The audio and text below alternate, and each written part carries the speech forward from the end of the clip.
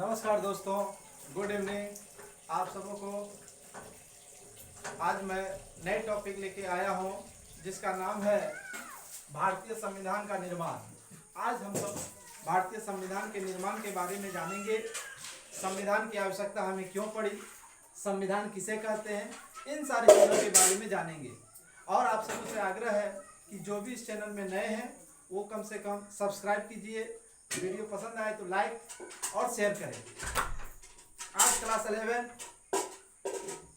का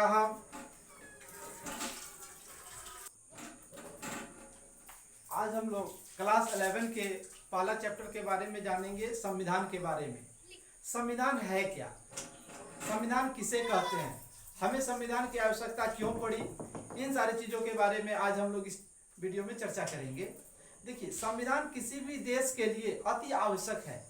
संविधान का मतलब होता है कानून का पिटारा। जहाँ पे कानून नाम की चीज होती है और उसे लिखित रूप का दर्जा दे दिया जाता है, वह संविधान बन जाता है। किसी भी देश में संविधान, देश को चलाने के लिए संविधान की आवश्यकता पड़ती है। जब तक संविधान नहीं होगा, अर्थात कानून नहीं होगा किसी भी देश में अपना, तब तक उसका विकास संभव नहीं हो सकता है। इसलिए उसे संविधान की आवश्यकता पड़ती है। किसी भी प्रकार का तंत्र हो, उसके लिए संविधान की जरूरत पड़ती है। अर्थात हम कह सकते हैं देश की आत्मा संविधान होती है। इसके द्वारा देश को चलाया जा सकता है। किसी भी देश में अगर संविधान नहीं होगा, कानून नहीं होगा, तो वह देश अराजकता पूर्ण हो जाएगा, अर्थात प्राकृतिक हो जाएगा, असभ्य हो जाएगा, अराजकता पूर्ण हो जाएगा और सभी लोग आपस में लड़ झगड़ कर मर जाएंगे। जब से आधुनिकता का प्रवेश नहीं हुआ है, तब से हर देश के लिए एक संविधान की जरूरत पड़ती है। जैसे अगर हम बात करते हैं राजतंत्र, कुलीन तंत्र, धनिक तंत्र, अधिनायक तंत्र, फासिस्टवाद और प्रजातंत्र, इन सभी में एक कानून नाम की चीज होती है जिसके द्वारा राज्य को चलाया जाता है। राज्य को चलाने के लिए कानून की आवश्यकता पड़ती है, इससे हमारा देश का भी निर्माण होता है। इसके आगे हम लोग संविधान के बारे में जानेंगे। हमारे देश में भी अपना संविधान हुआ है। जब हमारा देश 1947 में 15 अगस्त 1947 को हमारा देश आज़ाद हुआ और उसके बाद हमारा अपना संविधान हुआ।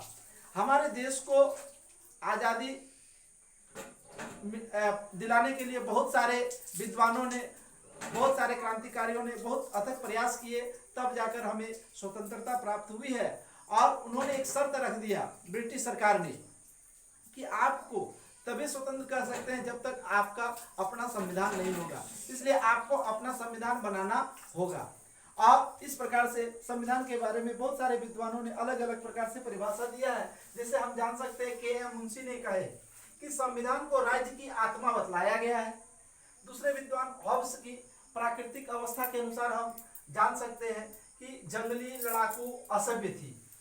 डाइसी के अनुसार संविधान उन नियमों या कानूनों के समूह को कहते हैं जो परोक्ष या अपरोक्ष रूप से राज्य की सर्वोच्च सत्ता की शक्ति के वितरण और प्रयोग का निश्चित करते हैं।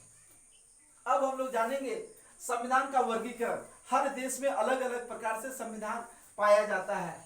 जैसे भारत में जैसे लिखित और अलिखित संविधान, किसी देश में लिखित संविधान है, किसी देश में अलिखित संविधान है। जैसे भारत, अमेरिका, फ्रांस, ये सब में लिखित संविधान अपनाया गया है। अगला है विकसित और निर्मित।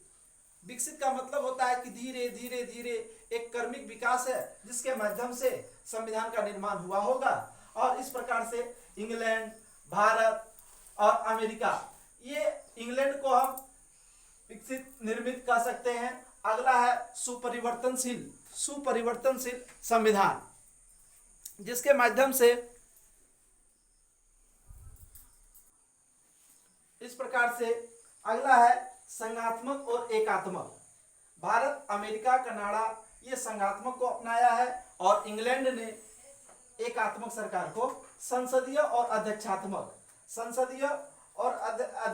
संसदीय को भारत और इंग्लैंड ने अपनाया है। इस प्रकार से हर देश में अपना अपना संविधान होता है जिसका अलग अलग रूप होता है, उसको हर देश ने अपने अपने तरीके से एडजस्टमेंट किया है।